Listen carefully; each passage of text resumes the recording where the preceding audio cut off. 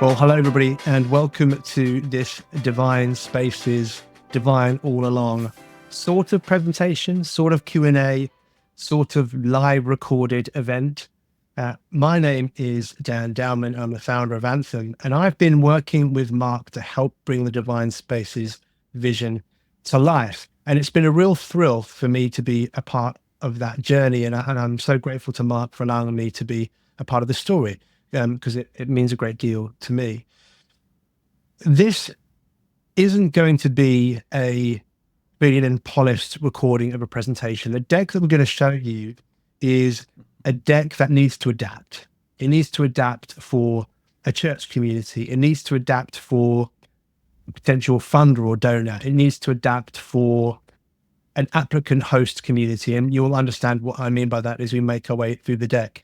So at the moment, the deck's doing a lot of different jobs, but the narrative it contains is a really solid foundation.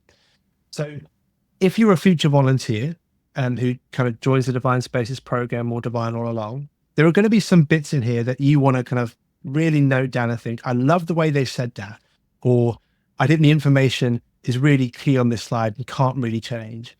But there are other slides that you go, oh, if I'm presenting to a church community, that piece of information might not be very relevant, and you might choose to remove that slide, and that's going to be okay. So this is the reason why we wanted to present it in this way, is to say, look, this isn't a script. This is about you getting the feel of things and getting to hear the way I talk about it and the way that Mark talks about it. And there's a certain kind of magic that happens in conversations when Mark and I talk. Great questions get asked, great ideas come out, the intonation changes as we get passionate about certain things. And it was really important to us both that you, as the viewer, get to hear that as well, so that you can begin to capture not just what's on a slide or the kind of things that you should say, but so you can kind of catch that intonation, really get the feel of the way that we're presenting things. So that's why it's sort of a presentation, sort of a Q&A, sort of a weird live event. Bear with us. You'll have a good time, I promise. But Mark, before we go any further, let me bring you in. Is there anything you wanted to add to that? But also, why don't you talk to us about the wider Divine All Along team and who's involved at the moment and how this is all fitting together? Yeah, sure. Thanks, Dan. So this is something that I've been working on now for a number of years in different iterations. And so it really started to come together 2 years ago with a vision, based on a very simple fundamental, that we need to end the religious abuse that takes place with our queer family members. And so it starts with my own story, and, looking back on what happened to me as a young person and how that had a negative impact, for a majority of my life until certain things happened that I had to address the abuse and trauma that I was subjected to. Now, mine is not of the nature, where it was an individual, but it was the messaging of the church itself. And it still has a damaging impact. So when I started to formulate the vision, I was really grateful to be and put in touch with somebody who is now our Chief Marketing Officer, Justin Foster. Justin has been along with me for the past 2 years, working and developing what is Divine All Along, the foundation, and what are the different programs that we're going to offer inside of that. Justin is also on the board. And then, of course, there's you, Dan, as well, because of our connection through Justin, coincidentally, as well. And again, the insight and experience that you have lends a lot of credibility to exactly what needs to be done in developing the Divine Spaces. I'm also really fortunate to have a great board, all of which come at this with a different point of view and fully understand the impact of religious abuse and trauma for a variety of reasons, some of which are queer folks themselves, or they have family members that are queer. So all of us that are involved with the early formation of Divine All Along all come at this with a personal passion to see the end of religious abuse. So this is something that runs deep for all of us. And we're so excited that you, as a potential volunteer, as somebody who might be wanting to get involved in this story and in this story of transformation, We're thrilled that you are watching this video. As I said before, this isn't to give you a script. This is to present you with the story, the tone, the passion, so that you can bring your own flair. If you were talking this through with somebody, that you can bring your own flair and passion to that story. The depth that you're going to see really speaks to how we're shaping the Divine Spaces program over the next year. You're going to hear me talking about the fact that we want to recruit 10 New York communities over the next year. And we're looking for obviously funders and partners as well. And so what you're going to see is undoubtedly going to change. And also, to put it into some further context, we're going to be talking about how we're going to recruit partner communities and how they can get involved with the Divine Spaces program. And lots of the information you're going to see is what comes before they actually go on that journey. So the stuff that you see here, the bits of the narrative you see and experience here, are the first things that people are going to encounter when they talk about or engage with the Divine Spaces program. Okay, everybody, this is the Divine Spaces deck. Obviously, page 1, very, very exciting. But here, we're really setting the tone from the beginning. This is about the ending exclusion through action. Mark's already talked about the fact that the wider mission of Divine all along is to end the religious abuse of the queer community. And this process is a way that we can begin to breach that void, that we can begin to bridge the gap between those two communities. And we're starting strong. Here, it says that flawed theology always manifests as religious abuse and trauma. We really want to set a challenging tone here. Some people, of course, are going to find this provocative. Some people will find it inspiring. So it is going to act like a magnet, this kind of thinking, this kind of wording. And we want to attract those people. And look, here's the thing. There's going to be lots of people that bounce off this stuff, and that's okay. They might not be ready to hear it. They might not have the ability to hear it. But we know that being bold in our language is going to attract people who are ready to come on this journey of inclusion with us. So we're starting strong. And we're going to continue strong. So the next slide, we're talking about Mark's story. Now, this is one of those things that is crucial to include any time that you're going through a Divine All Along presentation or the Divine Spaces presentation, because theory is one thing, abstraction is one thing. It's so crucial that we really embed all of this in real stories, real experience, and real history. Now, Mark, I'm going to come to you in a moment to ask you for the 2 or 3 kind of key headlines from your story that you want people to make a note of. But I want to say here that Mark's story is crucial, but so is yours, right? Lock in some of the things that are part of Mark's narrative that you can share with others. But this is where you can bring some of your own flair, some of your own experience into this story as well, because your story really, really matters too. So think about, whenever you're thinking of presenting this stuff, think about, what do you need to share about your story? How can you root it in your own experience? But Mark, why don't you tell us kind of, the top 3 or 4 things that you need people to take note of when they're talking to people about Divine Spaces or Divine All Along? Absolutely. Thanks for saying that, Dan. So in the previous slide, you saw what it said, that flawed theology is the cause of religious abuse. Absolutely. And so I'll use my own personal story is that example. So as a little kid, like all of us, we explore, what is our existence and what is this all about? And then we get introduced to church typically, like myself. And so nothing negative happened. It was the onboarding of the messaging, especially within the Christian tradition, about if anybody is not a cisgender heteronormative person, then they are on the margins and they could easily be oppressed. So it's not about the intention so much, but there's an effect of that. Even good intentions can cause problems. But in my case, what I was hearing was in the Christian narrative is that I didn't fit, and because I was figuring out my own identity, who I am with my sexuality and everything else, I realized that I was not the ideal for the church. And so point 1 is we allow othering to happen based on the flawed theologies that take place in interpretation of Scripture.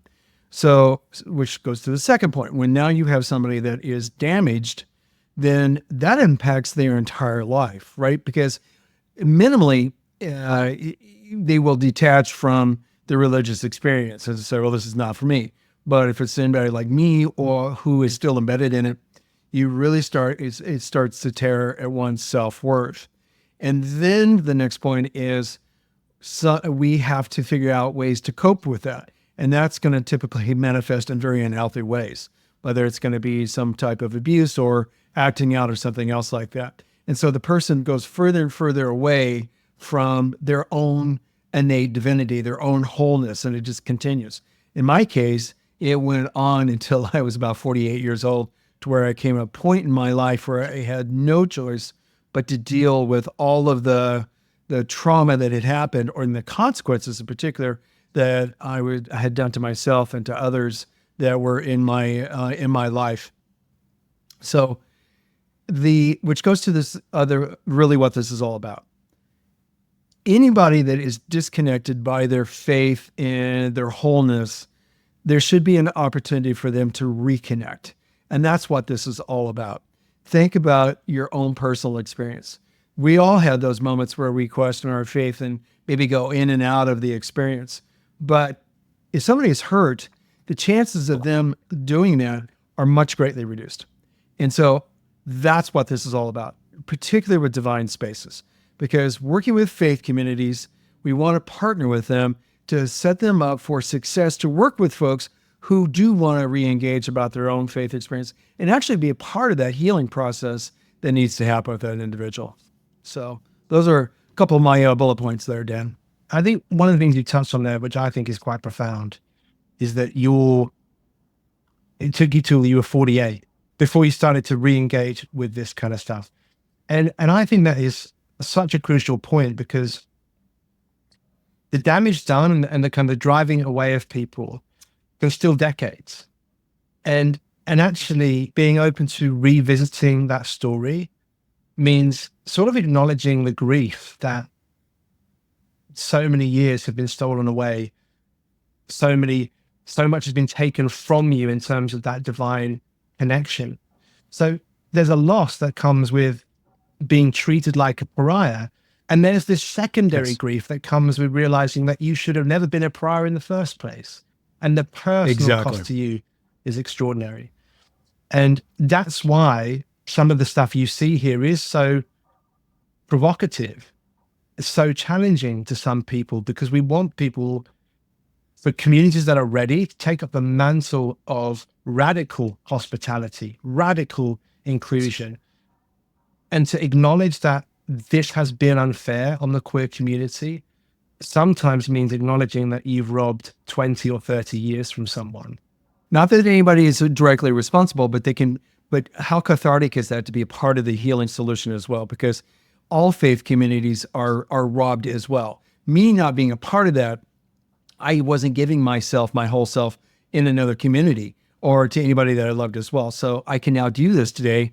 It's certainly a work in progress over the last 12 years, but my wholeness and what I bring forth to life is what I was always called to do. Unfortunately, I just had to go through this, rather treacherous detour. And I will make another point too. For many years, I considered myself an atheist, and a very ignorant one at that. But what I realized in the part of this healing process was that the anger that I had was because of the flawed theology. I said it a few minutes before, that the intentions of individuals around me were always good. I always had positive experiences in church. So I can't say that I had somebody directly berating me, but it was all of the messaging that I heard out in the greater world. That to say, though, again, once I focused in on what had caused the damage to me and how I was going to, what was it? And then I realized it is individuals, but it's really more about the flawed theology. And I will say that this is a multi-generational thing as well. If we think about our own experiences, we're introduced to a faith through our family most often, who they received it prior generations. And so the church leaders themselves go through the same process. So while they may go to seminary, of course, think about how this could be handed from generation to generation to generation. And so this is also about ending that cycle of flawed theology and saying, this is not okay. This is not okay for our queer family, but it's also for all of us who love us, like as a total community, to end this type of flawed theology that causes the religious abuse and trauma. Lots of really crucial stuff in there, Mark. But one of the things I wanted to just kind of underline in the thick marker is that you said being part of a community, right, in all your fullness and wholeness is a real benefit to that community. And I think that's something that could easily be lost in all of this, is this isn't just about creating a way for church institutions to reach out and say, we want to repair the damage that we've caused. This is an act of benevolence from us to you so you can finally go on your faith journey. That is one part of the equation, of course. That's part of it. Right. But it's also about saying to those church communities, look, radical inclusion is really good for you. It's going to make your community richer. It's going to fill more seats. It might even, this is a way for your community to experience all kinds of growth. So it's not that it's just good for those people who've been kicked out. It's good for you to experience that breadth of community, that breadth of diversity. Your horizons about who you can be as a community are going to expand and grow. Because when you welcome people like Mark, you can't help but be a better, more fulfilled community. It's good for everybody. So I think that's such an important point. So we have another challenging slide to introduce you to, which speaks to all of this kind of rich and far-ranging conversation that we've just been enjoying. But the story of the church is love in action for all. But for the queer community, the divine invitation of inclusion has been overwhelmed by inaction and fear. And that speaks to what you were just talking us through, Mark, about the kind of the theology that gets passed down from generation to generation, the way communities behave, because that's the way we've always behaved, right? Yep. That speaks to, it's more apathy, I guess, in that case, but also speaks to inaction. And actually, it is scary for communities to think, can we change the way we do things? Like, what does this mean? And so many communities don't move because of that kind of fear. And they're never really thinking about it at a really human, deeper level. It's just, that scares me. I don't want to do it.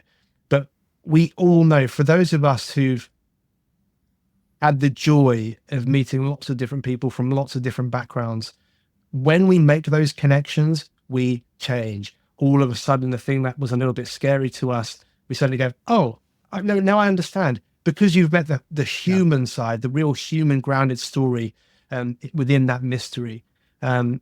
So the end result, though, for lots of people is that they're denied access to their birthright, their divine birthright. And you can see here, we're using the logo for the Divine Spaces program, which is that kind of like 3-colored hexagon with the 2 blue hues and the white square. We're using it in a slightly different context here. There's loads of cool little nuances around the logo. We think it will make a lovely enamel pin one day, and we look forward to doing that. It lends itself to a plaque, which we will come on to talk about when we talk about the safe certification process. But here it's used to represent an open door into a space, which is why we've got that second hexagon around the outside. And the hexagon is a repeating motif that you're going to see throughout this deck, not least of which on this next slide here. What we would love to do is to launch Divine Spaces all over the world one day, but starting with the US and connecting different spaces across the country. To become a Divine Space, you're going to go through a really robust certification process that ensures both the leadership and the community itself, and it will be ensured, will be certified that they are going to be a safe space for the queer community. That's what this process is all about, going on that journey of certification. And there's quite a high threshold to meet in order to become certified safe that we're going to be talking through as we continue through this deck. But on the next slide here, you can see how we imagine connecting divine spaces up across the country. This is going to start with launching 10 New York communities. So we're looking for 10 partners in New York who can be the first 10 divine spaces. And once they are certified, once they reach that threshold for certification, they will be placed on a digital map. So members of the queer community who hear about this program can literally log on and find where their nearest divine space is. Now, whilst we're starting with 10 over the next year, we hope to have those up and running, dialed up by June next year to align with Pride Month in New York, in the US. We do want to grow quite aggressively. Aggression is a funny term to use, but I mean, we want to grow quickly. And so what we'll look to do after we've locked in those first 10 communities is begin thinking, okay, where are the priority regions that we want to launch into next? And we are confident that as people get wind of this and as the movement grows, we're going to hear from different regions and we're going to get a sense of where there is fertile soil for the next raft of launches, which will probably be 3 in the second year and then moving to 10 the year after that. And then we'll see what capacity we have going forward from there. So we'll be thinking through what is the community telling us about where we should go next, but also where do we instinctively feel that there is fertile soil for us to grow and to grow well and to grow with resilience. Mark, before we move on to the next section, did you want to come in on anything on those last few slides? You mentioned cheer a couple slides ago, and we do get comfortable being what we are, but and so some of the questions that are asked within a faith community is like, well, we like to think that we're affirming to queer folks, and the might even go so far as to have a rainbow flag on front of their church. And I will say that's a great start. You're absolutely right. That's a good way to put the stake in the ground that you are indeed affirming. But the purpose of Divine Spaces is to, as we are going through the presentation here, it's more than just hanging a rainbow flag out there. It's actually building a community around holding the special needs of the queer folks that are within your community. And Dan, you touched upon it as well, and I can't stress the importance of this, is that it's taking away the other, right? And once you begin to engage, how are these folks going to be within your community? And how can you build these radically inclusive spaces?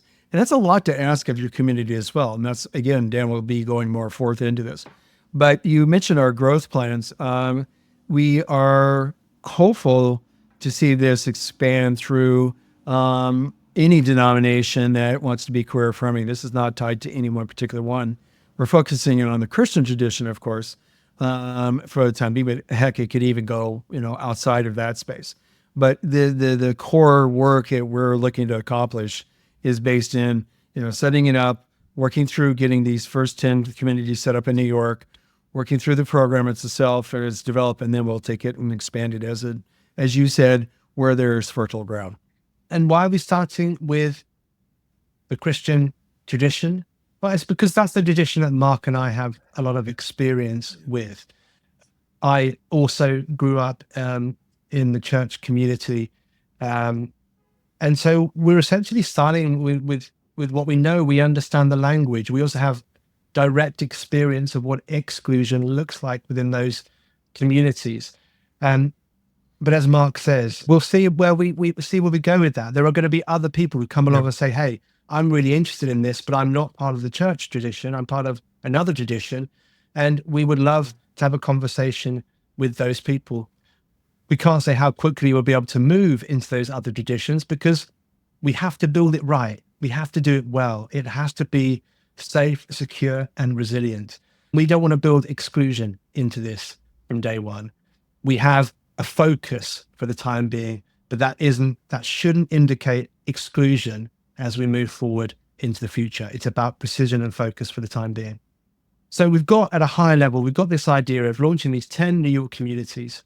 We've got a logo that represents openness, resilience. It's a lovely symbol of the kind of spaces that we want to create. And we've looked at Mark's story, and we've looked at some of the high-level, provocative theological positions that are going to drive this forward. But let's look in a bit more detail about how this all comes together.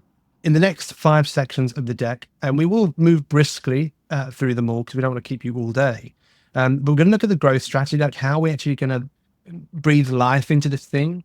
We're going to look at what community recruitment looks like. So how do potential hosts, community hosts, come and get their their certified safe accreditation and launch a divine space community? What's our financial strategy? We're not going to give you a whole load of spreadsheets. We're just going to give you some high-level numbers. Then we're going to look at how we're going to create a buzz for this thing. And then we'll look at what's the first stage of that recruitment process in a bit more detail. What do some of those assessment questions look like? So let's talk about the growth strategy. We have got some bold ambitions for the coming year as we seek to harness the growing tide of unrest, guilt, and frustration that many church communities and many Christian people have about how the LGBTQI plus community has been sidelined, has been mistreated, has been told that they are treated like they are pariahs.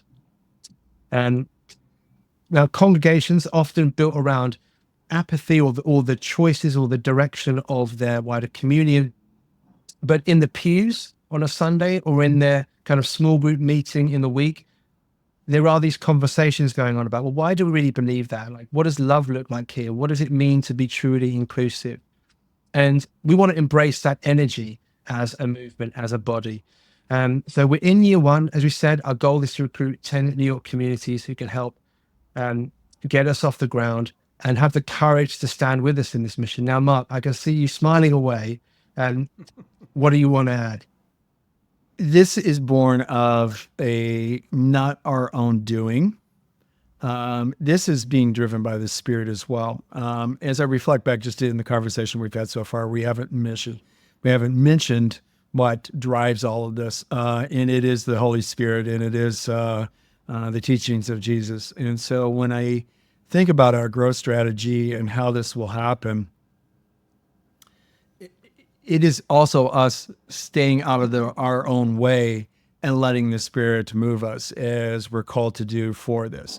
I firmly have that. I mean, like it's an existential and core, like down to the atomic level belief in me that this is what we are called to do in following in the footsteps of Jesus, that it is all about radical love. And this growth is got to happen because, it says there about the apathy and the choices.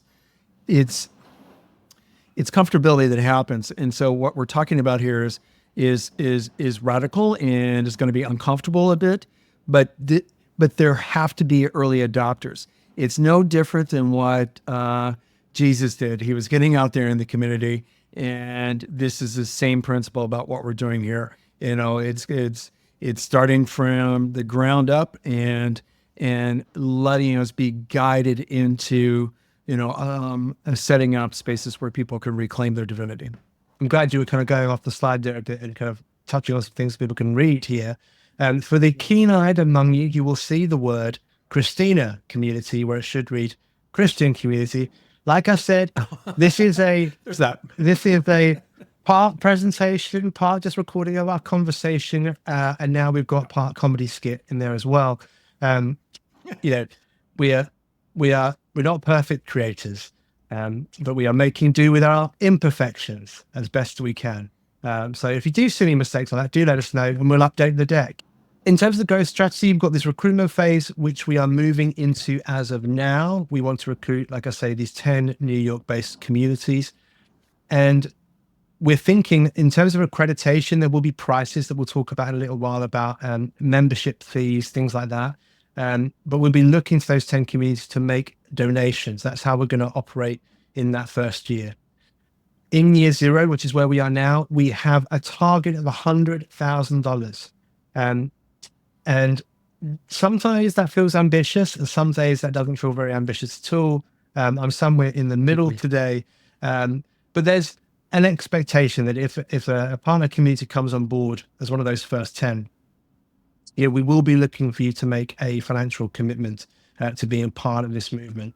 And honestly, dream scenario, there are going to be some communities that come to us who have got a lot of wealth and a lot of freedom, who could just do that like that and make that £100,000 go from being a goal, a dream, a vision, to being something that we achieve overnight. And look, and there are going to be other communities that come to us and say, we want to be involved, but we're on our knees here already. Like, we can't afford to get involved with this. We'd love to be able to say, yeah, you can, because these guys have already helped pay the tab. So we are being ambitious and we want to see this, but we don't want this to be like a struggle.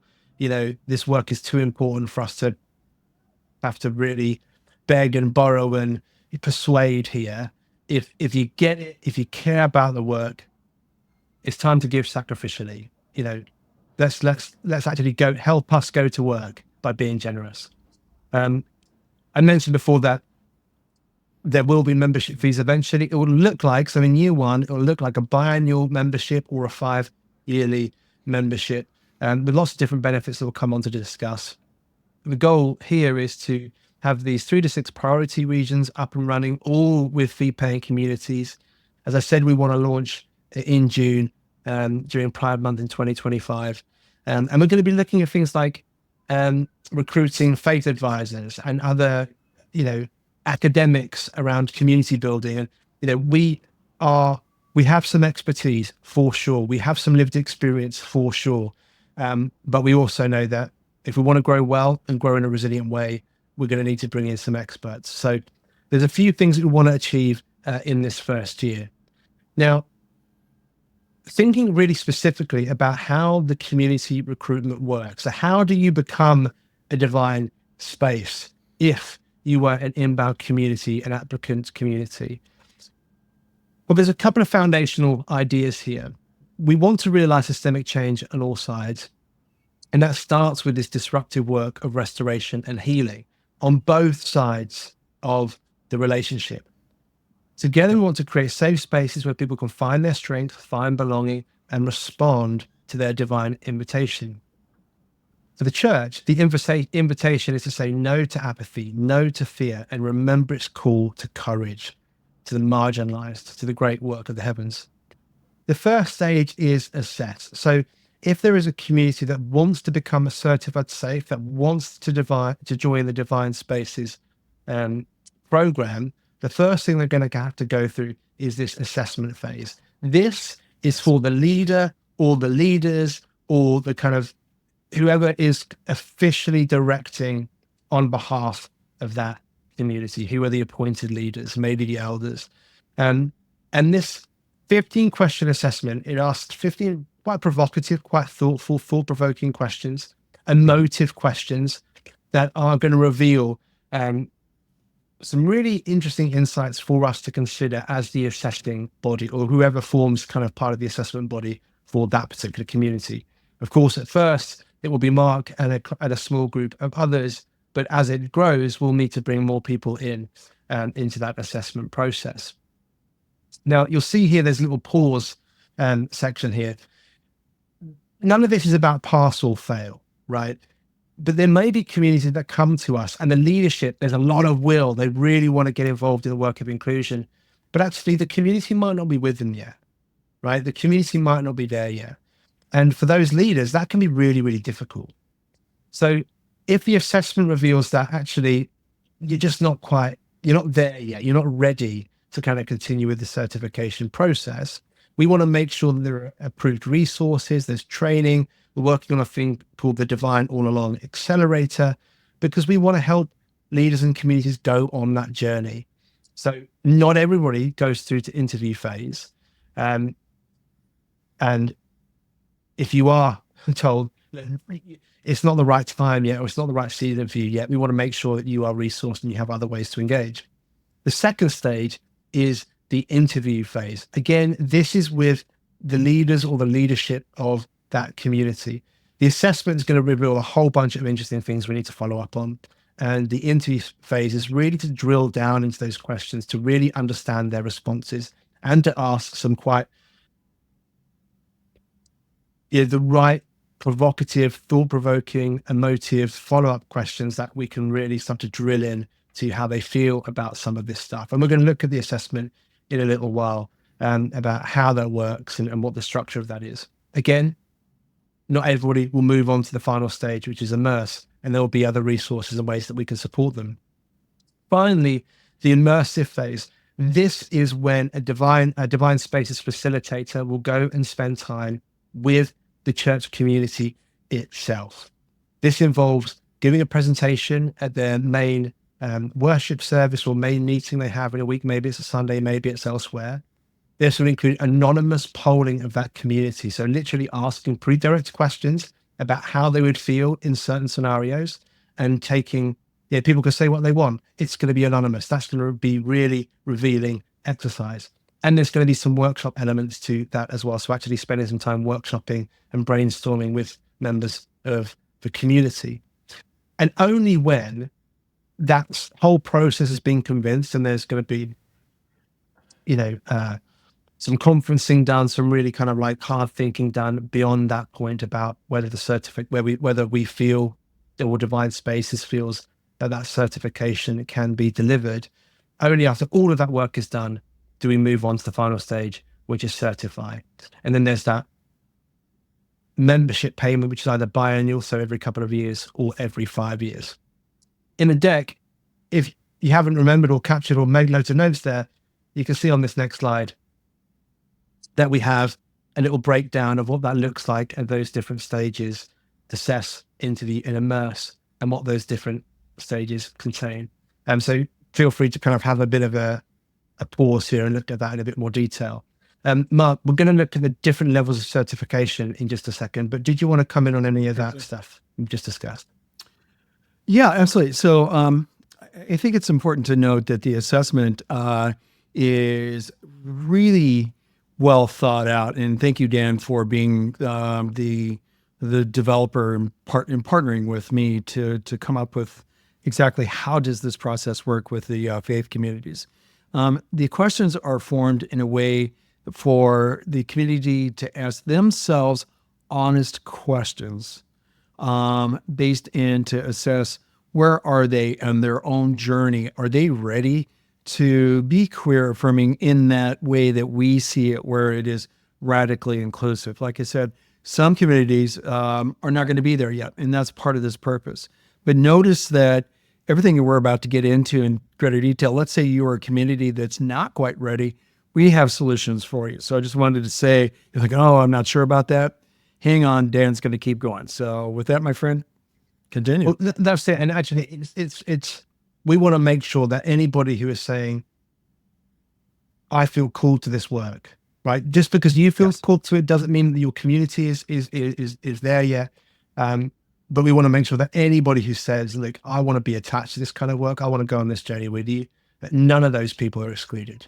Nobody is priced out. Nobody is told, like, you're not ready, so you can't talk to us. We want to help you. Mark wants to help you, and we're going to do everything we can to take as many people with us on that journey. Now, in terms of what the accreditation looks like, we are thinking about how do we make it really, really clear, because safety is absolutely paramount. Being a safe space and really communicating clearly with users is so key. And that's why when we do eventually produce this digital map, which has the different Divine Space locations contained on it, we're going to make sure that new spaces are color coded with this light blue. These colors may change, but at the moment here listed as this light blue. So any community that is certified space will be representing that color for the first 2 years. When you've been a Divine Space for more than 2 years and you've had a lot of time to practice, to get to know all the material, to get to know the rhythm of everything really, really well, you've had some practice about being, what does it look like to be a safe space in a really meaningful way, then you'll not be upgraded, but you'll kind of transition to this deeper teal color, which will represent that you are an established space. Because anybody who's going on that map is going to bring their fear with them. They're going to bring their past experience with them. There are going to be some people who are like, I really want to get involved in something new, and I want to get involved in one of the new communities because I want to help them. I want to be part of that growing story. There'll be other people like, I've been really, really hurt. And actually, I only want to go somewhere that has been established as a safe space for a while. And then, as we touched on before, there is a future where other faith groups get involved, other community partners get involved, other groups that are kind of outside the tradition of Mark and I. So we've got this other color at the moment for adjacent spaces, for different kinds of partners when they come in. And one day there'll be lots of different colors to represent those adjacent spaces. But that's to say that, we're building this around the concept of the queer community being able to explore faith connected to Christian communities and churches. But we don't want to stop there. We want there to be opportunities for all sorts of people to explore their divinity in all sorts of ways down the line. So that's kind of a future thing to think about, but we want you to know that we're thinking about that right from the start. So we talked about the financials a little bit already and about our goals for this first year. We want to be very, very ambitious, but we're looking for any partner community, any kind of divine space, to really understand that we're looking for a spirit of sacrificial giving here. We do want to make resources available so that every organization can start their journey towards unconditional inclusion. However, organizations who want to journey with us will be expected to make a demonstration of that commitment financially. Now, one of the things that I'm most excited about here, and actually this is about, we really want to encourage organizations to give what they can afford, not what they can spare. Lots of NGOs out there will talk about like, oh, that's just a cup of coffee a week. Surely you can give that much, and sort of setting up that relationship where I want to ask for as little as possible so lots of people can give a little bit and it's worth a lot. I think it's really crucial for us to encourage giving that says, look, I'm not just going to give you my scraps. I'm not just going to give you money that I won't notice walking out the door. I'm going to give sacrificially. I'm going to embrace that spirit of generosity. We're not saying give what you can't afford, but be realistic about what you can afford. Be realistic about, if you want to be generous, be generous. If you're talking about what can we spare, then maybe this isn't the right kind of program for you, because that's not the spirit of inclusion and sacrifice that we are talking about throughout all of this deck. But the reason why that sacrificial giving is so important is because we want to be able to say, we mentioned churches before that might say, look, we're on our knees, we haven't got any more money, but we want to go on this journey with you. We want to be able to say to those communities, look, we've got a bursary that you can access. So if you're struggling, we can help. Or in a scenario where a community joins up and says, we want to join, but we're worried that our communion is going to kick us out if we do, and the financial impact that's going to have on us as a community. We can say, look, if you get booted out by your communion, thankfully, because we've got such great partners who are journeying with us, who've contributed to this bursary, you aren't going to feel that financially. Of course, you're going to feel it spiritually and emotionally, and we're here to help you through that as well. But in terms of keeping the lights on, we've got you covered. We want Divine Spaces and Divine All Along to be able to play that generous benefactor who can hold up those communities when there is need.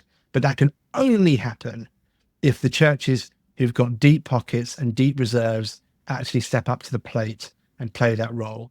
Now, Mark, I know that you'll definitely have some thoughts on that. So why don't you come on in?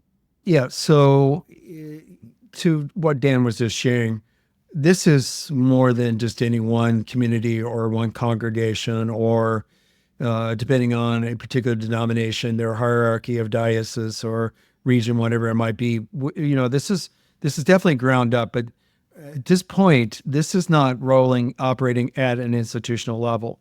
And I want to call that out very specifically. So when we think about different communities, for example, here in New York, churches of different sizes, and where they might be within their own, their own investments, or, have a very large reserve because of their endowments or something else like that. It's not about just getting all of the money from these large organizations and then redistributing. It's not about that. But we will be very clear in the conversation that we're looking to, the best analogy I have for this is the high tide raises all boats. And we're fully aware that some of the communities that are most in need to be a part of the Divine Space program may not have the financial wherewithal. And so we'll be very transparent and clear with these conversations with these different communities, knowing that, again, this is a ground up that there's no reason why, because it's not a competitive sport we have going on here. If one community is participating in Divine Spaces, it can help another community as well, both financially, but more importantly, helping each other in the resources as well. This is a community that we're building at large to address the systemic issues of religious abuse and trauma that have happened to queer folks. And so the communities can learn from one another as well. That's it. That's it. On the next slide here, we're talking about the £100,000 target again, and we're talking about sacrificial giving here as well. But there's a simple, honest truth here that we need from the 10 communities in New York that Mark and I have been discussing. We need to raise $10,000 from each of those communities. But we do have faith that the communities that can afford, like there is several churches out there who could afford to do the whole £100,000 in one go and make this question and this goal evaporate in moments. And we want to be open-handed with that challenge. Like, can you help get us there? Like, can you make it much easier for smaller congregations to get involved? And that's a question that you need to take away and think about. But that's kind of where we are. What we want to achieve is an average of $10,000 per member in the next 6 months. In terms of how the financial strategy will work post-launch, so this is kind of like after June next year or beyond, kind of depending on when we hit those first 10 communities. Nothing that we're going to be doing is going to be free. The sacrificial giving starts on day dot, and the assessment process itself is going to cost communities $5,000. Again, these numbers may change a little bit, because we haven't gone through this whole process yet, and then we need to get feedback from people, of course. But it would be in the region of $5,000. Like, that is, we're talking thousands, we're not talking hundreds, because it's a lot of work for Mark and the Divine All Along team to really produce this process and manage this process and have the conversation and do the visits, do all of that stuff. And so we need a congregation to put some money up front and say, look, we want to demonstrate how in we are for this by giving from the outset. Now, if you don't progress, then you will get access to resources and other things that will help you continue that journey to make sure that nobody is left behind. But looking towards certification, $15,000 here represents a 2-year accreditation, and $40,000, excuse me, here represents that 5-year certification. And there's a $5,000 gap in those prices because you've already paid that to be part of the assessment process. So you are saving $5,000 there. And so that's how the kind of the basic structure of the Divine Spaces financials work. That's kind of the main structure. But of course, there are other ways that we want to raise funds as well. We've got giving and grants. We want to encourage all sorts of people to contribute to this mission. And by the way, you can give right now through Divine All Along. Divine All Along is an established foundation, and it's ready to receive your generous donations. We also have things like the Divine All Along Accelerator, that if you have paid $5,000 already, you will be able to access this at a heavily discounted price. But of course, the Divine All Along Accelerator is open to others as well who are ready to go on this journey. But no, they might think, well, we want to go on this journey. We're not there as a community, but we want to start the journey. We're just not ready for the assessment, right? So there's something that people can buy into there as well. We're also looking at the coaching structure, which is again available pre-application or post-application, and again discounted for communities that haven't progressed through that assessment process. And then of course we've got the costs for the actual certification itself. Again, as with the last section of the deck, we've got some additional details here. We've kind of talked through this already, but if you haven't taken notes, or you're worried about whether you can remember everything, you can dive in here and remember what the key points in each of those different monetary options are, what those different, I guess, products, if you will, what they are and what they entail. So we're going to move on to creating a buzz. But again, Mark, before we move on to the fourth section of our deck, anything you wanted to add here? I am good, my friend. Let's continue. Wonderful. So creating a buzz, naturally, things like the assessment will create a buzz because, as I said, the structure is very, very thoughtful. The questions are emotional and provocative and exploratory. So naturally, there is going to be some energy that comes with the Divine Spaces program. This sort of, it'll have a sense of momentum to it for anyone who's getting involved. And naturally, I think people will start talking about it. But we also want to do some broadcasting here as well. So we've got some pre-existing content and we're scoping some new piece of content that we're working on. Things that will be provocative, attractive, maybe raise some questions for people. And the first here is we've got this unconditional inclusivity manifesto. This will be a tool once it's launched, which is about trying to figure out where we can waitlist different priority regions. So how can we start to generate a buzz there and begin to attract email addresses and contact information in different places? So we begin to see, okay, there's a bit of momentum over here in the country, or there's some momentum over here in the country. Then we've got the queer beatitudes. Now this is going to form part of, so when a Divine Space launches, the first thing they will deliver is an 8-week course. And the 8-week course is going to be video driven, featuring Mark and guests talking about becoming a divine space and taking people on a theological journey. Now, the reason why it's video driven is really, really important is because we want the host community to play the role of host, to be able to hold the conversation, to be generous with their time and generous holding space for everybody, co-holding space with members of the queer community. What we don't want to do is put people in a position where they're teaching, right? Where they're at the front, here are the new truths about queer theology, right? It kind of gets everybody off on the wrong foot and actually will just, where there is pain and there is distance, it will just inflame that. So with using video, that's kind of carefully curated and presented by experts in all these subjects. It actually allows the hosts to host. It allows Mark and the team to do some teaching and some grounding, and it allows everybody else to join the conversation. So it's really, really crucial that we set it up in this way. And for the first, I think, 4 weeks, we're going to be focusing on 2 beatitudes reimagined for the queer community. So the queer beatitudes, a series of theological reimaginings to drive conversation and to challenge theology. Then the following, I think 3 weeks after that, the course is going to be focusing on the divine soul. Oh no, it's the cover verses. I think we're doing after that, isn't it? Yes. So unpacking the 6 famous verses that people who embrace exclusion always pick out of scripture. And we're going to be spending some time looking at 2 verses each week and unpacking the context, what's really going on in scripture at that point in time, and sort of peeling back the generational layers of theological garbage that have been placed over these words. So it's going to be peeling away some of the junk and revealing what's really, really going on in scripture and looking at those things in a new way. And then finally, we look at the divine soul Bill of Rights. Look, we want to be collecting names. We want to be speaking truth to power. And one way that we can do that is petitions, by getting people to sign up and say, I'm a part of this.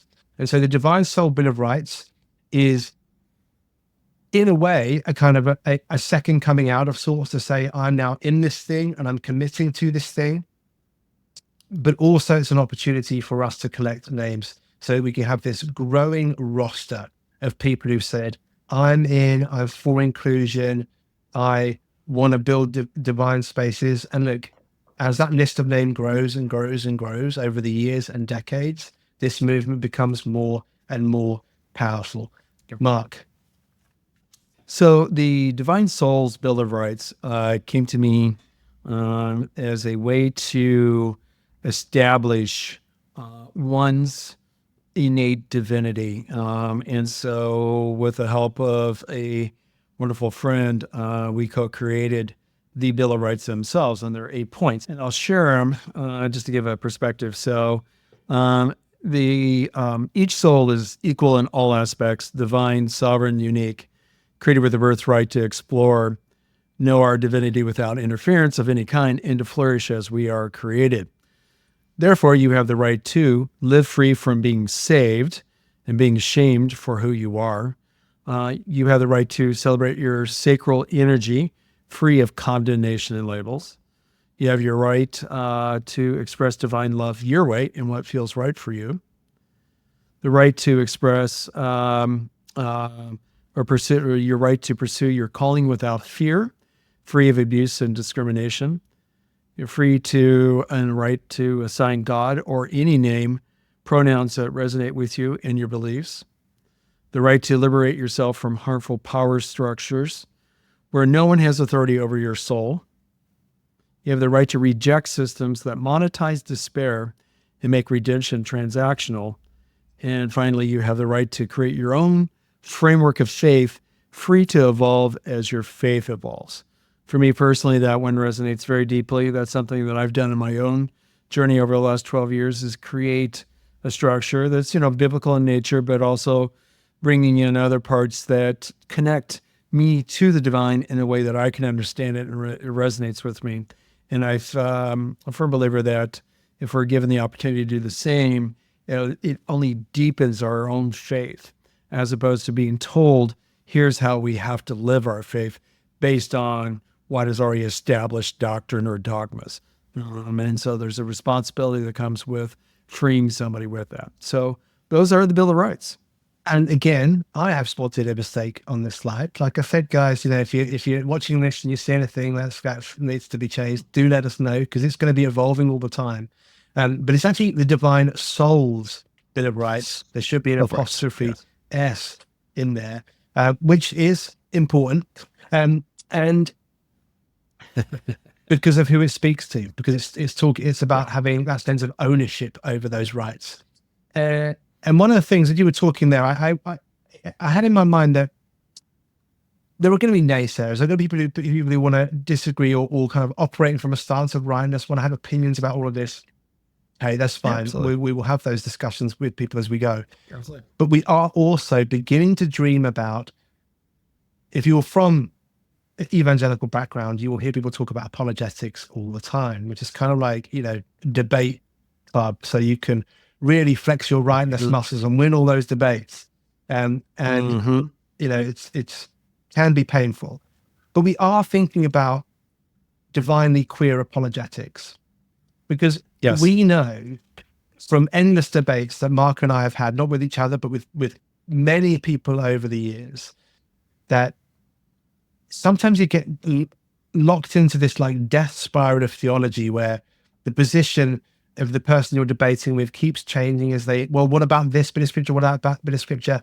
And it's just this weird like dance of oppression where people kind of pull all these different theological levers just to be right and win the debate.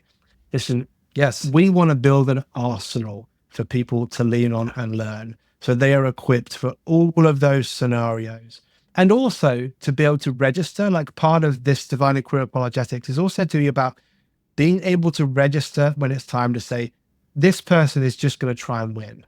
That there isn't a constructive debate to be had here, right? This person is just going to try and win the debate. Yeah. So sometimes you just got to step away and say, hey, it's cool. Like, you go your way and I go my way. But if you want to stay in the debate and you think there's genuine inquiry there that's worth exploring, we want to make sure that you are fully equipped with all the sort of mental and spiritual hardware you need to have a really, really constructive conversation. So we'll be talking about that in a bit more detail in the future as well. So we're coming into land, and we're going to we'll take a first look at the assessment questions.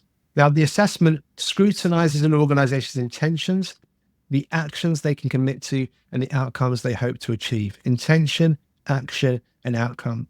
That's based on the model of collective fluency, which I've developed through my leadership and organizational work at Anthem. It's rooted in the academic foundations of EQ and CQ, which is cultural intelligence. So there's some really, there's some real academic depth to this, but we won't go into any of that now. The three words that are really important here are intention, action, and outcome. The assessment itself follows those three sections, like they're the three sections of the whole thing. And within each section, there are 5 questions that focus on a different thread. Number 1, we choose the person. Number 2, we choose the community. Number 3, we choose ownership. Number 4, we choose systemic change. And number 5, we choose risk. Now, it'll make a bit more sense when we go through some of the questions in just a moment. But like I said, we've got those 3 sections: intentions, actions, and outcomes. And we've got 5 questions in each section that focus on person, community, ownership, systemic change, and risk. So here, the first question is about intention. This is asking the community about how they identify with this as a wider issue and the direction of travel that they want to take.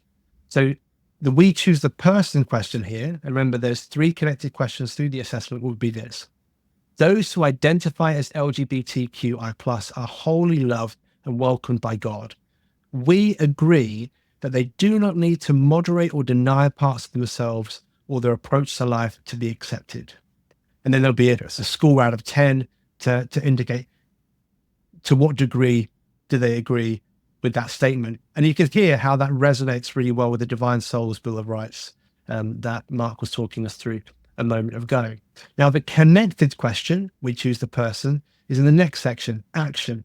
This is about the stuff the community feels that it can commit to, or the things that the leadership feels the community can commit to. So here, the connected question is this: we are willing to commit our main celebration on a biannual basis to LGBTQI+ inclusion and to reaffirm our commitment to the community and the tenets of Divine all along. So very much about, we've gone from intention. This is what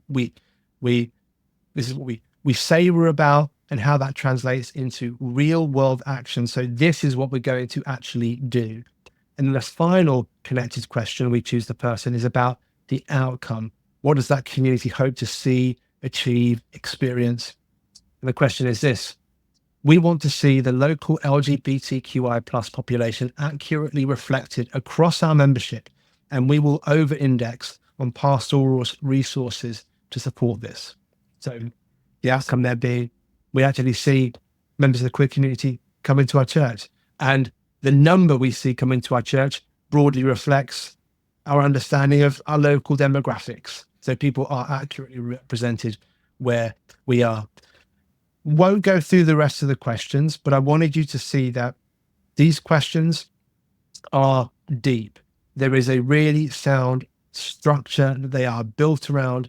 And the idea of these questions is to get us to that meaningful interview stage. We want to know enough so we can ask the right questions at that next phase and really begin to understand whether the leadership is ready, whether the community is ready, and to see if they can continue on that journey toward becoming the certified safe divine space. Mark, anything that you wanted to add in here? No, this is, other than you've done just an amazing job to really dial this in to, again, based on these 3 things: the intention, the action, the outcome. This is a brilliant way in which to actually bring a community through that process of the assessment. So very well said. So that brings us to our final, well, almost final slide, but this is kind of the final stop of any real meat and meaning. And this is a quote from Clifton Daniels III, I believe is how you Americans say it. But he wrote this: everyone has the right to say, I am loved, I am safe, and I am home. I got the opportunity to meet Mark in New York in April this year, probably be last year by the time you see this video. And he spoke to some very long-held beliefs for me, some very long-held passions for me. I have journeyed with many, many members of the queer community as they've explored their faith here in the UK. And that idea of being loved, about being safe, and about being able to come home is something that resonates so very powerfully with me. But Mark, why don't you bring us home and tell us why you included this as a place to finish? So this is somebody who is known to me. And it's a place where I actually personally worship at the cathedral here in New York City. And Dean Dan, he's now since retired. He would say this at every service that he presided consistently. There was just a part of his welcome was to say this. And then he would reference that the cathedral is a church for all people. And he lived this as a truth. It wasn't just lip service or words. And he felt very passionately about this. And I have embodied this as like, this is the ultimate truth. Anybody that walks into a faith community wants to feel that they are there, and not even feel, they want to know that they are loved, that they are safe, and that they're home. And so it is the purpose of everything we're going to do with Divine Spaces and helping you get to this point to where folks in your own community can say the exact same thing. I am loved, I am safe, I am home. And just in the context of this, so Dean Dan himself is he's a man in his late 70s at this point. He's a cisgendered straight dude, Episcopalian through and through, but he always understood love to lead his vocation. And so that outpouring was not unnatural, but it was just, that was interstitial to how he does things. And for him to say that was not a foreign idea. And I got to know Dean Dan fairly well in personal conversations that we had. And that was the amazing part. He opened my eyes to the entire notion that it doesn't just have to be folks from the queer community that are going to reclaim our divinity, that there are others, and I say others and good others, that have a vested interest in this as well. And, you yourself, Dan, are a great example of that, or the work that we do with Justin, or, a couple of folks that are on the board as well. And the folks at large, this just isn't inclusive or of just queer folks. This is inclusive of all of us. This is a healing that goes everywhere. And some are just going to be naturally drawn to this, especially in the realization that it is, again, flawed theology has set us up this way, and we've been conditioned, and it's about breaking this condition and leading with love. And this is what will pierce through all of this. And but it's going to be uncomfortable sometimes, but this is what we're called to do. The work of Jesus when he was doing his, everything he did in his ministry was uncomfortable and upsetting to folks. But what was the purpose of this? It was to show the divinity of all. And so I think any actions that we take place here at Divine All Along, through the Divine Spaces or any of the other programs, this is what it really is, the love of God, the love of Christ that shines and will pierce through all of this, especially in the othering and in any kind of the religious abuse and trauma that people have suffered. I think so. Well, thank you, Mark. And thank you, everybody. Whoever you are watching this, actually, because you might be a volunteer, you might be somebody who's going to become a Divine Spaces coach, you might be pitching to different community partners. Whoever you are watching this, thank you for spending some of your time and your energy with us. We so appreciate it. Do drop us a note with any questions that you might have. Let us know how we can evolve this presentation. This probably won't be the last version of this. There'll be lots more to come, and we look forward to working with you all as we do that. But for now, that's a wrap. I'm sorry that it's taken quite so long. But bless you, whoever you are. And Mark, I'll speak to you soon. Thank you very much, Dan.